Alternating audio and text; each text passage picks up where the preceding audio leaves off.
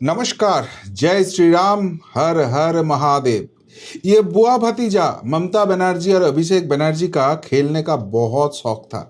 खेलने का मतलब जो विरोधी पक्ष है उसके ऊपर अत्याचार करना, उसको मार देना, उसको कूट देना, यही था उसका खेला। तो ये जो खेला वो खेलते थे, अभी उनके साथ इतना बड़ा खेला हो जाएगा और वो खेला इतना भारी पड़ जाएगा, शायद इन लोगों को मालूम नहीं पड़ा। लेकिन आज सबसे चौंकाने वाला बात यह हो गया कि अभिषेक बनर्जी जिस कलकत्ता हाई कोर्ट पर ये देख रहा था कि उसको प्रोटेक्शन मिल जाए, वहां पर ऑनरेबल जज कौशिक चंद्र ने खेल दिया बड़ा खेल। और उस खेल के कारण अभी अभिषेक बनर्जी आ गए सीआईडी का शिकंजे में। तो उसके मतलब उसका आगे का खेल पूरा खत्म हो गया। अरे इतना खेल खेल सुन के आपका ही दिमाग चढ़ रहा है ना। तो चलिए शुरू से शुरू करते हैं, थोड़ा पीछे जाता है। कल अभिषेक बनर्जी को दिल्ली से कोलकाता वापस आने का जानकारी था, लेकिन हमने क्या देखा? हमको दिखने को मिला बस ममता बनर्जी वापस आ गए, लेकिन उसके मुंह में एक भी शब्द नहीं है। अभी हम सब लोग तब सोचने मजबूर हो गया कि भाई क्या हो गया, अभिषेक बनर्जी क्यों नहीं आया? ममता बनर्जी दिल्ली में उनका इंडी अलायंस का मीटिंग कर लिया, वहां पर सोनिया गांधी से दो दो बार मुलाकात कर ली, फिर वो आ गई, लेकिन ये अभिषेक बनर्जी क्यों नहीं आ रहा है? क्या हो गया चक्कर? तो हमको ये पता चला कि ये जो फेक सिग्नेचर कांड था उसमें सीआईडी ने अभिषेक बनर्जी को तीन तीन नोटिस दे दिया और अभिषेक बनर्जी ने वो तीनों नोटिस फेल कर दिया, उसने अपियर नहीं किया। तो अभी कानून के तरीके से अभिषेक बनर्जी को ये सीआईडी कभी भी अरेस्ट कर सकते हैं। तो इसलिए अभिषेक बनर्जी वापस आ सकता है कोलकाता। ऐसे न्यूज़ मिलते ही सीआईडी का एक टीम कल सुबह से कोलकाता एयरपोर्ट में वेट कर रहा था। उसके मतलब अगर अभिषेक बनर्जी कल आते थे तो उसको अरेस्ट कर लिया जाता था, और ये न्यूज़ शायद अभिषेक बनर्जी तक किसी ने पहुंचा दिया, और इसलिए उसने दिल्ली एयरपोर्ट तक आया और उसके बाद वापस जहां पर छिपे थे दिल्ली में वहां पर पहुंच गया। क्यों? क्योंकि आज अभिषेक बनर्जी का एक केस ये हाईकोर्ट में था, जहां पर उसने मांग किया था ये जो उनके ऑफिसर ममता बनर्जी के ऑफिस में सीआईडी ने रेड किया है ये तो गलत काम हुआ है, और ऊपर से ये जो इन्वेस्टिगेशन चला रहा है इसका जो एफआईआर है वो ही खारिज किया जाए। तो उसका जब हियरिंग चालू हुआ उसके पहले ही उनका लॉयर कल्याण बनर्जी के साथ एक तो तू मैं हो गया। वो स्टोरी थोड़ा बाद में आता हूं।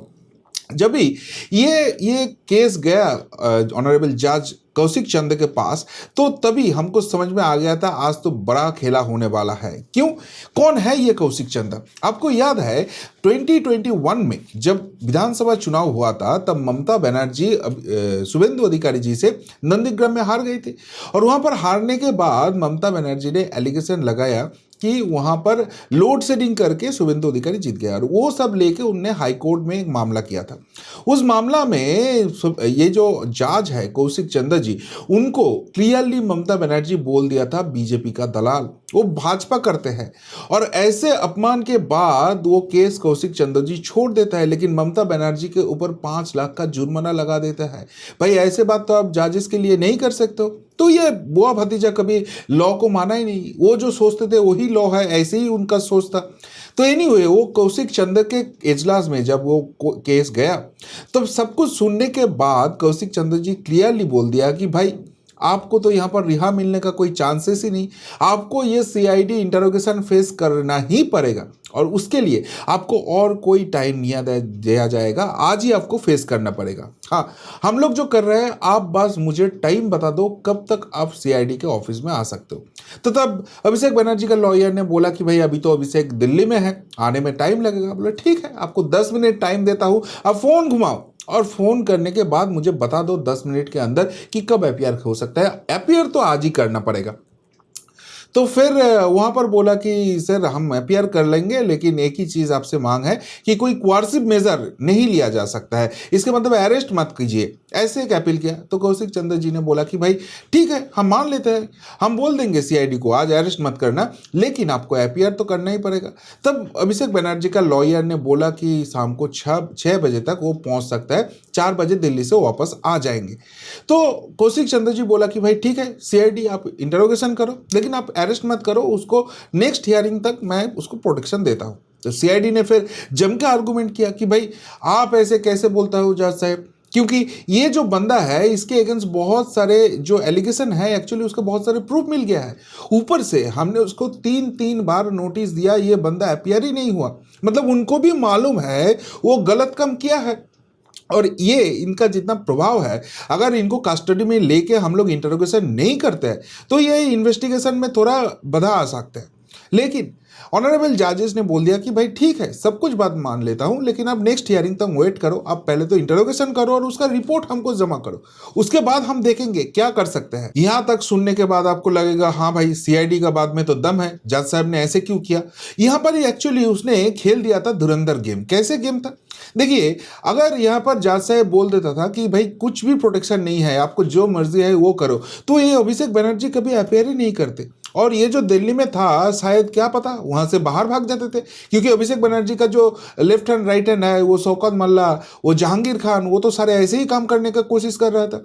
ये जहांगीर का स्टोरी थोड़ा बाद में आता हूँ, वहां पर भी एक इंटरेस्टिंग मूव आ गया है।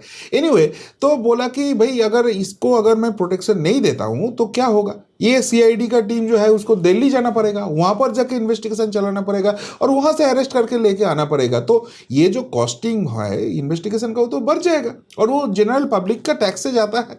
तो अगर अभिषेक बनर्जी को प्रोटेक्शन देता हूं तो वो आ जाएगा।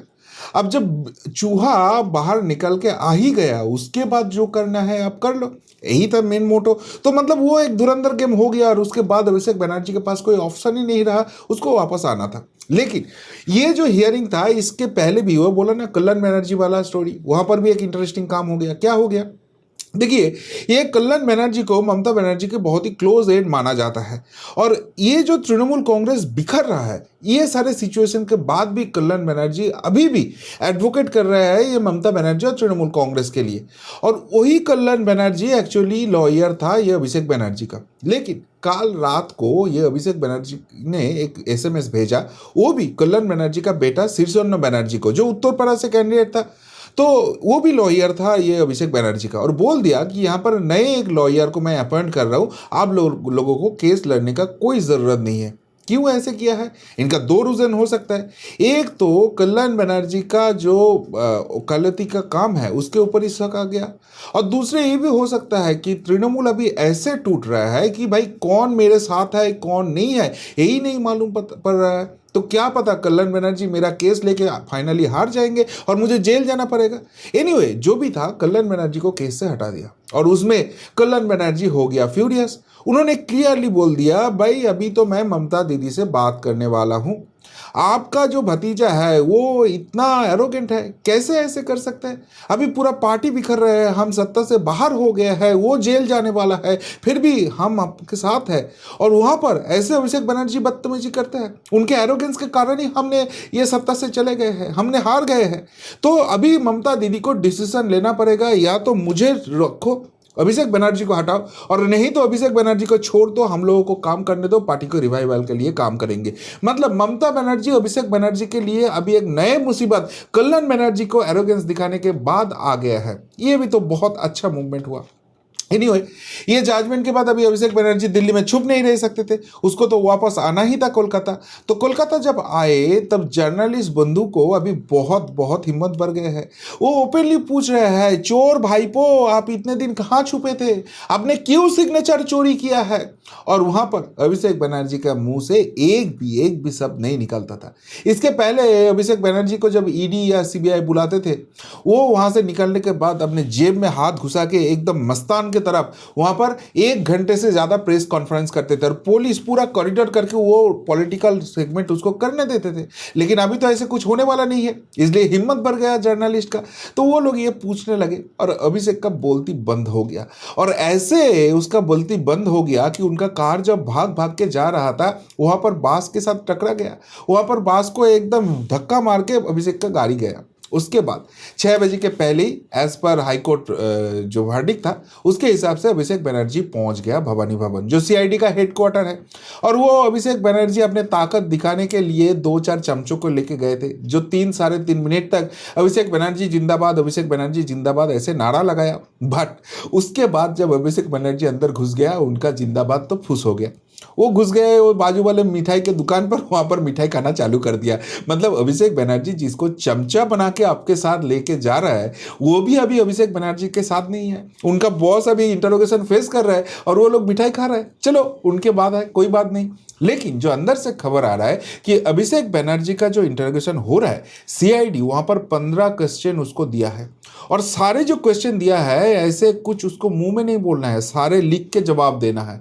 क्योंकि बाद में अगर अभिषेक बनर्जी पलट जाता है, वो अगर कोर्ट में जाके दूसरा उल्टा कुछ बोल देता है, इसलिए ये लोग कोई रिस्क नहीं ले रहे हैं। पूरा उसको रिटर्न देना पड़ रहा है, और पूरा जो इंटरोगेशन है उसका वीडियोग्राफी भी अंदर चल रहा है।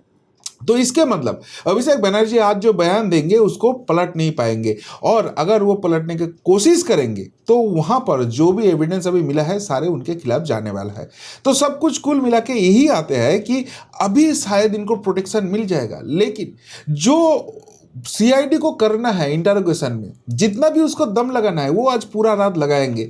तो अभिषेक बनर्जी तो उस हिसाब से पूरा के पूरा गए। अभी यहाँ पर और एक मुसीबत अभिषेक बनर्जी के लिए आ जाता है। क्या है वो मुसीबत? ये अभिषेक बनर्जी ने इलेक्शन के पहले थोड़ा गिमिक देने के लिए वहां पर सेवाश्रय बोल के एक स्कीम चलाया था। क्या था सेवाश्रय? वो गवर्नमेंट हॉस्पिटल से सारे डॉक्टर को उठा लेते और अपने इलाका का जितना भी लोग हैं उनको मरीज सजा के वहां पर एक कैंप करते थे, और वहां पर जाके उसका ट्रीटमेंट का ढोंग कराते थे। क्यों? क्योंकि लोगों को दिखाना है कि भाई देखो मैं आप लोगों के लिए कितना कुछ सब कर रहा हूं। अब सवाल यहां पर उठता है कि उनका बुआ जो मुख्यमंत्री है और उसके साथ हेल्थ मिनिस्टर भी थी, तो वो तो हमेशा बोलते थे कि ये जो ट्रीटमेंट है, ये ट्रीटमेंट में वेस्ट बंगाल नंबर 1 है। सारे जिले में, सारे ब्लॉक में मैंने सुपर स्पेशलिटी हॉस्पिटल बना लिया। तो अभी उनका हेल्थ सिस्टम इतना अच्छा हो गया तो उसको अलग से क्यों हेल्थ कैंप लगाना पड़ रहा है, ये सवाल उठ रहा था तब। बट एनीवे यहाँ पर और भी बड़ा सवाल ये उठ रहा था कि भाई ये जो डॉक्टर को आप इस्तेमाल कर रहे हो, ये डॉक्टर कौन है? ये तो आप अलग से लेके, बाहर से कहीं से लेके नहीं आ रहे हो, ये गवर्नमेंट हॉस्पिटल से आप उठा के लेके जा रहे हो। तो गवर्नमेंट हॉस्पिटल में जाके लोगों को ट्रीटमेंट नहीं मिलेगा, और एक हेल्थ कैंप बना के अभिषेक बनर्जी वो गवर्नमेंट के पैसे से अपना चुनाव प्रचार करेंगे, ये कैसे बात है? तो वो सारे जो काम किया है आज उसका एक बड़ा राज सामने आ गया। डायमंड हार्बर में जब मिट्टी खोद गया तो वहां से निकल रहा था बहुत सारे मेडिसिन जो लोगों को मिलना चाहिए था। अभी ये सवाल उठ रहा है कि भाई ये मेडिसिन यहाँ पर मिट्टी खोद के वहां पर क्यों गाड़ दिया अभिषेक बनर्जी ने? क्या है राज इसके पीछे? ये जो स्कीम चला रहा था, ये स्कीम के पीछे क्या स्कैम है उसका भी इन्वेस्टिगेशन चालू हो गया। लेकिन अभिषेक बनर्जी का मुसीबत यहां पर ही खत्म नहीं होता। यहां पर त्रिपुरा में जब वेस्ट बंगाल में 2021 में अभिषेक बनर्जी, ममता बनर्जी चोरी करके जीत गए थे, तो उनका जो पॉलिटिकल स्ट्रेटेजी संस्था था आईपैक, उन्होंने समझाया था कि भाई अभी टाइम आ गया आपको ऑल इंडिया लेवल का लीडर बनाने का। इसलिए जो छोटे छोटे राज्य है वहां पर जाके हम चुनाव लड़ेंगे, जैसे गोवा, जैसे त्रिपुरा, जैसे मणिपुर, जैसे मेघालय, ये सारी जगह में जाके हम फाइट करेंगे। और उस हिसाब से त्रिपुरा को तो ये एकदम पकड़ लिया था, क्योंकि बंगाल भी बांग्ला बोलता है, त्रिपुरा भी बांग्ला बोलता है। तो वहां पर बांग्ला बोलने वाला जगह में हम जाके पूरा हमारा साम दाम दंड भेद लगा देंगे और वो वाला स्टेट भी ले लेंगे, क्योंकि तृणमूल कांग्रेस को ऑल इंडिया प्रेजेंस मिल रहा है। लेकिन वो भूल गए थे वहां पर भाजपा का गवर्नमेंट है, तो वहां पर जाके देखा जमीन इतना मजबूत है, हम कुछ नहीं कर पाएंगे। तो उनका जो चेला था ना, उन सब लोगों को गुंडागर्दी में लगा दिया, और वहां पर त्रिपुरा पुलिस ने इनको अरेस्ट कर लिया। और तब थाने में जाके वहां पर अभिषेक बनर्जी ने बहुत हल्ला किया, और उसके लिए अभिषेक बनर्जी के अगेंस्ट भी केस लग गया। अब त्रिपुरा का कोर्ट से एक समन आया है कि आपको बार बार बुलाया जा रहा है इस केस के लिए, आप हाजिर क्यों नहीं हो रहा? तो आपको फिजिकली अभी अपीयर करना पड़ेगा। और वो वाला नोटिस आ जाता है कोलकाता का अलीपुर कोर्ट में, और अलीपुर कोर्ट से ये ऑर्डर होता है कि भाई ये नोटिस इधर तो अभिषेक बनर्जी के हाथ में थमा दो, और नहीं तो उसका घर में जाके चिपका दो। तो इसके मतलब त्रिपुरा से भी उनके लिए एक डेंजर आ गया। और ऊपर से उनका जो चेला जहांगीर खान, जो नेपाल भागने का कोशिश कर रहा था सिलीगुड़ी का पानी टैंकी से, जिसको अरेस्ट किया था एसटीएफ ने, अभी उनका जम के इंटरोगेशन चल रहा है। उसको हाफ पैंट में पैरेड भी कराया जा रहा है। लेकिन इस जहांगीर खान ने अपना मुंह खोल दिया और बोला कि भाई ये जो सारे कारनामा है ये मेरा पॉलिटिकल बॉस जानते थे, उनके इशारे में ही हमने किया। तो हम तो पहले ही बोला था कि अभिषेक बनर्जी का पूरा जो दक्षिण 24 परगना है उन साम्राज्य चालनों के लिए दो दो चेला है उनका। एक का नाम है जहांगीर खान, एक का नाम है शौकत मोल्ला। शौकत को तो एनआईए ने उठा लिया, तो उसके मतलब वो एंटी नेशनल कुछ तो कर रहा था और उसके भी अभिषेक का हाथ है। और ये जो शौकत के बाद जहांगीर अरेस्ट हुआ, वो डायरेक्टली बोल दिया, सारे जो है वो चुगली कर दिया कि भाई मैंने क्या किया किया, क्योंकि वो प्रेशर वो हैंडल नहीं कर पाया। और उसके बाद वो सारे नाम उसका पॉलिटिकल बॉस का आ गया। तो कौन है ये पॉलिटिकल बॉस, किसी को ये अंदाजा लगाने के लिए अलग से प्राइज नहीं मिलेगा। तो इसके मतलब अभिषेक बनर्जी का इंटरोगेशन चालू हुआ। अभिषेक बनर्जी अभी सीआईडी के इंटरोगेशन फेस कर रहे हैं और इनका जो कॉन्सिक्वेंसेस है वो भी फ्यूचर में उसको फेस करना पड़ेगा। और बाकी सारे जो केस है वो भी एक एक एक एक करके सामने आ रहा है। और इसके साथ एडिशनल ऑलरेडी अभिषेक के ऊपर इन्वेस्टिगेशन चल रहा है, जिसके लिए 15 तारीख को 15 जून को ईडी का सामान उसके पास आए, वहां पर भी उसको फेस करना पड़ेगा। और वो छोड़ के गो तस्करी से लेकर पत्थर बाली कोयला सब कुछ सारे केसेस अभी ओपन होने वाला है। तो इसके मतलब ये जो खेला होबे बोलते थे ममता बनर्जी अभिषेक बनर्जी, अभी खेला उनके साथ ही हो गया। पार्टी हाथ से गए, सत्ता हाथ से गए, और सबसे बड़ी बात है अभी उनका प्यारे भतीजा अभिषेक बनर्जी, उनको भी जेल जाना पड़ेगा।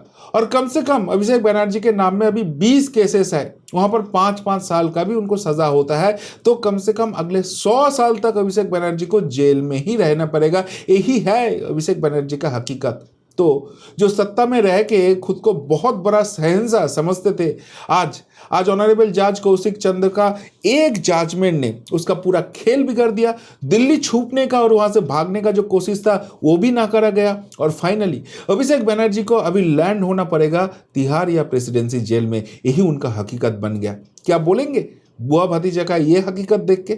अगर कुछ बोलना है तो जरूर कमेंट बॉक्स के कमेंट करके बताना। अभी के लिए इतना ही, फिर मिलता है बहुत जल्दी। नमस्कार, जय हिंद, वंदे मातरम।